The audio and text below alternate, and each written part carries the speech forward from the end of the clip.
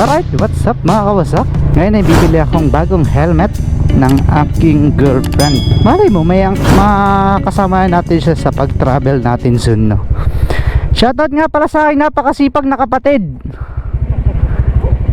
Kaya hindi bagay ang gold mo dyan sa damuhan. Wala tinatabasan niya yung gilid-gilid ng bahay ng kuya naming panganay mga kawasak, no? Syempre, saan pa nga ba tayo bibili? Pwede sa RHO. At doon ko din binili tong aking helmet na ginagamit, itong aking Evo XT300 kung di ako nagkakamali, ano? Pero dadaan akong shop dito sa malapit para bumiling white balls mga kawasak, kasi yung pinagtanggalan ko ng tambutso ay dalawa yung tornelyuhan, yung isa bakante, kitang kita siya, parang ang sama niya tingnan, no?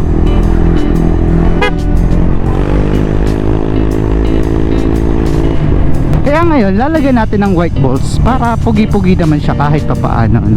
So, ang dumis na nga nitong motor ko mga Kawasaki kasi hindi ko pa siya nalilinis at patay pa siya alikabok. Nakakatamad kaya maglinis ng...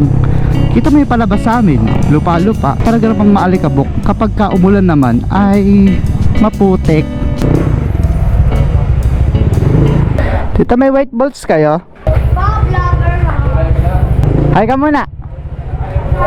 Hi ka, oh. So mga kawasak, walang white balls na available dito.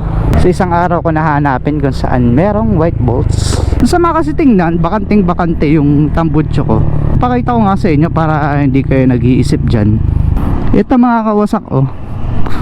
Ito yung white balls na nandyan sa pipe natin. Tapos ito yung pinag-alisan ng luma. So hindi ko alam saan ako makakabilin yan. So maghanap-hanap na lang ako sa bayan. So diyan ko ilalagay kasi tingnan mo naman, oh, napaka-bakante niya. Parang pag may white balls, iba-iba naman tingnan, no? Ayoko naman i-white balls lahat kasi ang mahal. Hindi ko naman kailangan ng ganong kaganda kasi ito, hindi natin pampapogi lang. Ito ay pang-adventure natin kung saan-saan tayo pupunta gamit tong Honda Click natin. Kaya hindi ko naman kailangan ng papogiin masyado itong ating motor. Hindi ko naman to pan daily use mga kawasak eh. Kumbaga, ginagamit ko lang to kapag may pupuntahan akong importanteng malayo. Kasi ito yung may papel. Tsaka kapag nagbablog lang ako, yun lang. Tapos the rest, wala, tengga na to sa bahay mga kawasak. Kaya kita mo yung odo nito, ilang buwan na ba to? 6 months? 6 months na, pero 1.9 pa lang yung odometer nito. 1.912, oh. So mga kawasak, oh, kada lalabas talaga ako, oh. Sumasama yung panahon. So ibig sabihin, no, wag ako lumabas. Pero hindi nila tayo mapipigilan, no. Ang sama na naman ang panahon, no, kumukulog na. Pero kanina ang init-init umaga eh. Nga pala mga kawasak, wala pa pala akong cash na pambili ng helmet. So kailangan ko ngayon mag-withdraw, no. Sana yung helmet na bibiling ko ay katulad itong akin, no, yung ka-model ba. So mga kawasak, regarding nga pala sa aking pipe na Replica Pro, wala naman akong naging problema sa kanya. Tsaka napakasarap niyang gamitin. Kapag ka mabagal ka, hindi mo nga mararamdaman na naka-pipe ka eh, na naka-aftermarket exhaust pipe ka. So sa mga nagtatanong kung pina-ECU remap ko ba to o reset ba yan? So hindi po, hindi ko pa po ipinapa-ECU remap o reset. Kasi bakit? Wala lang. Ang mahal kasi mga kawasak eh. But wala naman akong nakikitang problema. Naka 500 kilometers na ata akong naitakbo dito sa aking motor, pero wala naman akong naging problema pa. So tinanong ko din yung aking mahusay na mekaniko kung anong gagawin ko, kung ipaparemap ko ba to. Sabi niya sa akin, wag muna kasi baka lalong magka problema kapag pinaremap ko. So anyway, wala naman akong alam sa mga ganyan-ganyan. So baka sabihin sa akin ng mga bashers ko dyan na bahala ka boss, magsisisi ka sa huli. So nasa akin na yun, no. Ang kinakatakot ko lang mamaya baka magka-aberya ako ng 10 oras kasi lalayo na binabiyahe ko. Titingnan ko lang muna, no. So sasabihin ko sa inyo, update ko kayo after ng ilang months kong paggamit ng Replica Pro ng walang ECU remap or anything else. Kasi bagong-bago tong motor na to, nung 1,400 pa lang ata, or nga 1,400 odometer nung pinaltang ko to ng Replica Pro, itong ating silent killer. So yan mga kawasak, update ko kayo sa in a few months kung ano bang feedback ko, kung may nararamdaman ba ako sa makina kong pagbabago. Although ngayon wala pa naman akong nararamdaman, pero ang dami nagko-comment sa akin na hindi ko pa mararamdaman ngayon. Sooner or later magsisisi daw ako, baak makina. So anyway, titingnan natin kasi di naman sa akin big deal yan. So if ever na masira man yung makina ko, may mga kilala naman akong mekanikong pwedeng maggawa, no? So yan, ang kinakatakot ko lang is pag nasa malayo ako, dun ako inabutan. No one knows, di ba? So ngayon okay pa naman. So i-enjoy ko muna atong aking Replica Pro. Ngayon on the way na ako sa RHO. Ay hindi, punta muna ako dun sa isang shop bago mag RHO para maghanap ng white bolts or CNC bolts ba kung tawagan yun. Ewan ko, basta white bolts, at hahanap ako kung merong available na kakasya dito sa aking swing arm.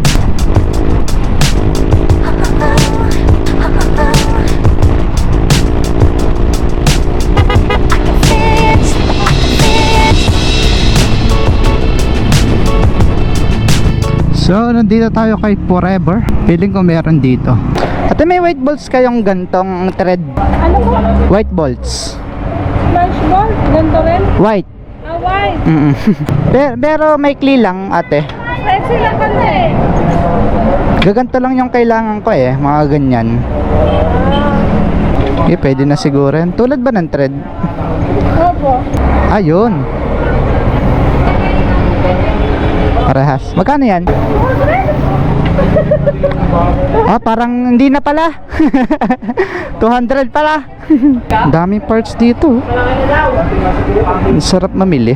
Pero wala pa tayong budget para dyan. Pa, 20? 100? Sakto? Discount ka lang. Ah, sige. Thank you. So, try lang natin kung pasok. Ay, parang haba niya. Ah, sakto lang. Sakto lang mga kawasak. So hiram na lang akong tools doon kay boss. Ha? Magkano po ang ganyan ba? Ito 5,000. Sa mga binibilan din po ng... Sa Lucena ko to nabili pa eh. Sige pa. Bibili ka din ba? Sa Lucena. Doon madami. Doon kaya lang maghanap. Thank you, kuya. Thank you. Alright, malapit lang naman yung sa RHO mga kawasak, kung saan tayo bibiling helmet ng aking Lovey Dubs. Kasi syempre, malay mo, someday mga kawasak, di ba? Pakasama natin siya sa ride kasi yun yung mga gustong-gusto kong gawin nung mga nakaraan pa. Kamusta endurance? Kamusta endurance? Ayos naman.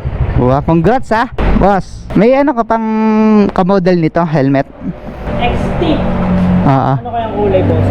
Puti din. Puti natin Ubus na. Kailan kayo di papa-reserve ko na sa'yo kung sakali. Para couple kami. So yan mga kawasak dito sa RHO, madami silang available na helmet. Ito Scorpion, EXO, Axis pala. Ito HJC. Ito maganda din HJC Parang okay din to, HJC. Mas magaan siya kaysa dito sa Evo. Sa Evo helmet.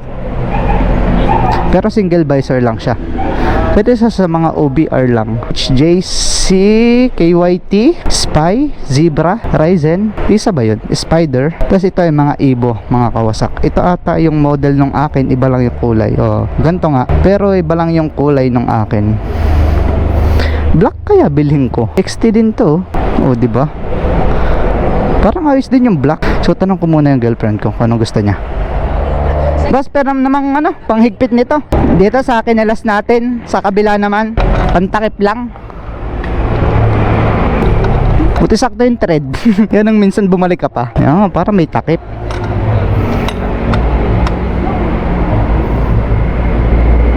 Yan, thank you. Diba bagay na? Dalawa na sila. Boss, thank you.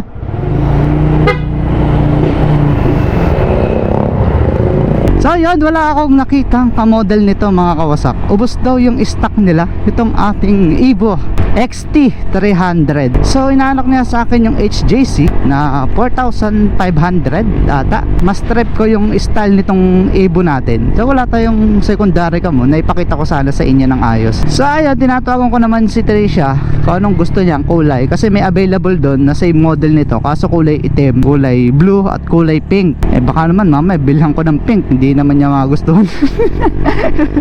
So ayan, hindi na ako nakabili mga kawasak. So sabi ko na lang, abangan ko na lang sa page nila kung kailan sila mag-restock ng gantong model mga kawasak. Kasi ang hirap naman ng bilhin ko tapos hindi pala niya gusto, no? Yun, ito ang hinahanap ko. Walang tamad sa Quezon. U-turn tayo. Kailan naman lumabas ako mga kawasak? Saka naman gumanyan yung panahon, no? Walang tamad sa Quezon, si kawasak lang. O yan, no? Yung may nag-comment kasi sa page ko na hanapin ko daw yung walang tamad sa Quezon. So ito na yan, pipicturean lang natin kasama ang ating motor. Ang kagandahan dito pagka nasa incline kang paradahan, no, pwede kang mag handbrake, nakaganon siya. Yan, shout out kay Neil. Yan ang hinahanap mo, walang tamad sa Quezon. Grabe si Juan, no, kung makahiga dun. Oh yan, walang tamad sa Quezon by Billy Andal.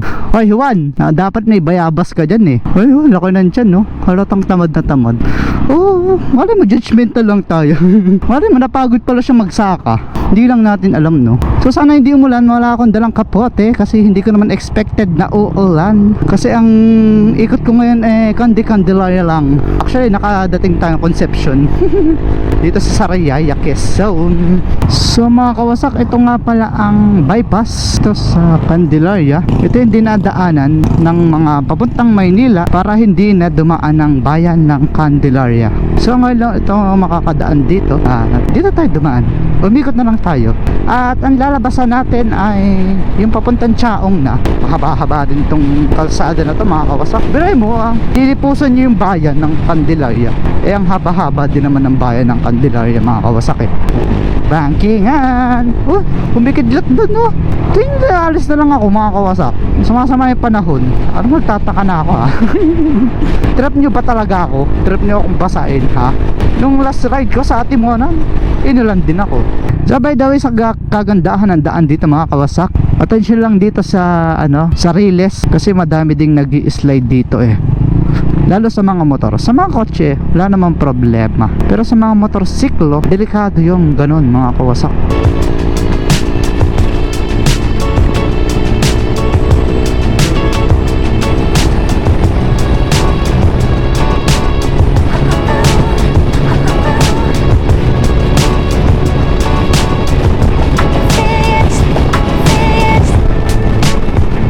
So mga kawasak, ito yung papuntang San Juan, Batangas. Yung sa may putol na ako muna dun namingwit kami, dyan yun. Diyan kami dumaan nung papunta. Hindi pa passable yung tawag dun, yung tulay ng San Juan na nagkokonekta sa Quezon Province at Batangas City. Checkpoint. So di na naman tayo paparahin yan. Mga wala lang helmet pinapara niya, no? Tama si kuya. Kinakagandahan sa pagka bulgar ka lagi pag lalabas ka ng bahay nyo. Actually pag bayan-bayan, pasaway din naman ako mga kawasak eh. Hindi ako nag-helmet kapag pupunta lang ba, malengke. Kasi lapit-lapit lang, hindi naman katuwiran na malapit lang ang pupuntahan ko, kaya di ako nag-helmet. Kumbaga, aminin na natin na nakakatamad naman talaga mag-helmet kahit ang punta mo ay dyan lang sa kanto-kanto nyo. Pero kailangan naman talaga. So ang galing-galing ko mag-advise pero hindi ko din sinusunod, no? Well, kapag nagbablog ako, hindi naman pwedeng wala naman akong helmet. Alright, nasa na ba ako? Labas ko na ito ay Masinsur. Ito kainan, no? Mga kawasak, may kainan dito. Reception Hall.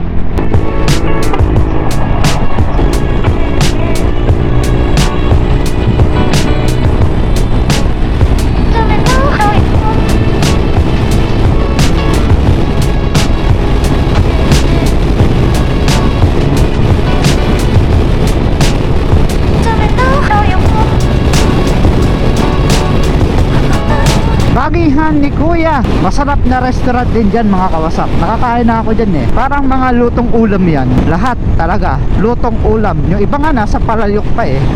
Ito na yung dead end nitong bypass mga kawasak. Ito papunta itong Manila, punta ng Chaong, San Pablo. So ito pabalik sa atin.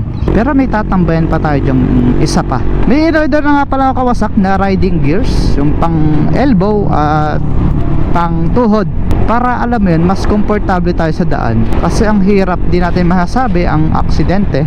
Much better na yung may ganon no? Kaysa wala. Bahala ko sanang tumambay pa dyan eh. Kaso kita mo mga kawasak, oh, ang dilim-dilim na. So uwi na lang ako siguro. Ay sige, dumaan lang tayo. Pure Gold Candelaria. Hindi kami masyado nakakapamili dyan mga kawasak, kasi napakalayo sa amin yan. Eh mas malapit pa sa amin yung Ongbil at yung palengke. Kaya doon na lang kami namimili kaysa dyan, oh. Alayo-layo eh. Parang lugi ka pa sa gasolina mo. Yan. Ito tambayan namin dati mga kawasak. Itong cemetery na to. Siguro familiar na kayo sa vlog ko dito, no? Kasi dito ako nag-review. Full review nitong ating Honda Click 125i. Dito sa lugar na to. Diyan sa taas na yan, no? Madami talagang tumatambay dito mga kawasak, ano? Lalo sa gabi, sa umaga, mga nagja-jogging. Gusto ko sana mag-drone shot dito, kaso baka abutin ng ulan. Eh mabagal yun bumalik. Uy! What the view? O kita mo? Paano ka naman hindi gaganahan tumambay dito kahit solo ka? Pagka gusto mo nang magmuni-muni, kasi may mga time din naman tayo na gusto natin magmuni-muni sa buhay. May time na malungkot tayo kahit di natin alam kung bakit tayo malungkot. Parang gusto lang natin tumambay sa mga gantong matataas na lugar, oh. Tapos makikita mo yung ganyang kaganda. So yan mga kawasak, ano, meron na, nagkikidlatan dun, no? Meron na tayong white bolts. Ewan ko kung kita nyo, sana nakita nyo ha.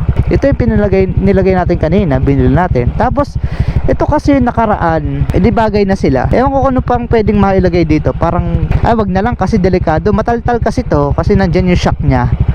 O yan. Tapos ito tarhagar natin mga kawasak is bago na yan. Patingnan natin ang ingay mo. Yan, bago na to. Kasi nga yung huli kong tarhagar is sablay. Ganda niya, fit na fit. Tapos may tingin ng panangkulan. Kaya okay na okay. So nung araw mga kawasak, dito ang aming tambayan sa lugar na to. Kita nyo, oh, ang ganda ng view. Parang kita mo yung Batangas dito, oh. Mga bulubundukin. Tapos itong likod mga kawasak, yan, buti tinigil na tong quarrying dito sa bundok na yan eh. Kasi hinuhukayan dati. So doon banda yung atin. Tapos ito mga kabahayan na yan. Yan yung Kaliya. Kaliya nga ba? Ito mamaya madadaan natin. Kaliya Homes. Gusto ko din sanang bumiling bahay dyan, kaso wala pa tayong pambili.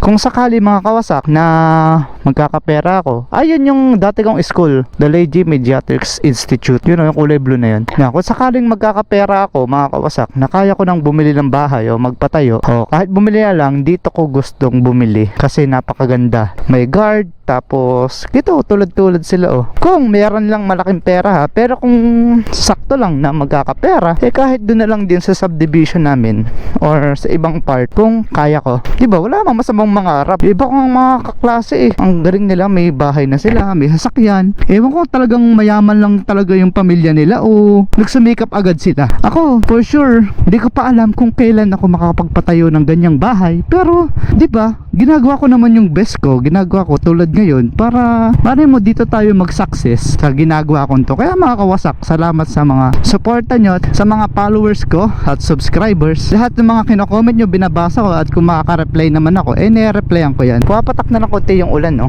So yun mga kawasak, ano, dito ko natapusin yung vlog ko at kailangan ko na umuwi dahil uulan na. Next vlog natin, nasa Sorsogon tayo, pero hindi tayo nakamotor mga kawasak. Update ko lang, ano. Dahil mga kawasak, ride safe always and peace.